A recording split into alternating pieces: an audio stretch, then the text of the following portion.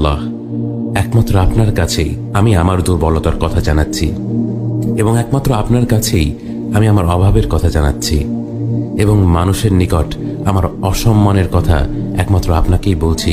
হে আরহামার রাহিমিন, আপনিই তো প্রতিটি দুর্বল ব্যক্তির রব এবং আপনিই আমার রব। আপনি কার কাছে আমাকে ছেড়ে দিলেন? এমন অচেনা মানুষদের কাছে যারা আমার ক্ষতি করতে চায়, নাকি এমন শত্রুর কাছে যাকে আপনি আমার চেয়ে অধিক শক্তি দিয়েছেন?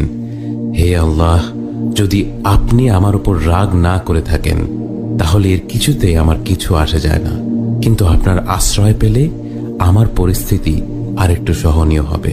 হে আল্লাহ, আমি আপনার চেহারার নূরের কাছে আশ্রয় চাই, যা সব অন্ধকারকে উজ্জ্বল করে দিয়েছে, যা দুনিয়া এবং আখিরাতের সব বিষয়ের সংশোধক। আল্লাহ, আপনার রাগ এবং অসন্তুষ্টি থেকে আমি রেহাই চাই। আল্লাহ,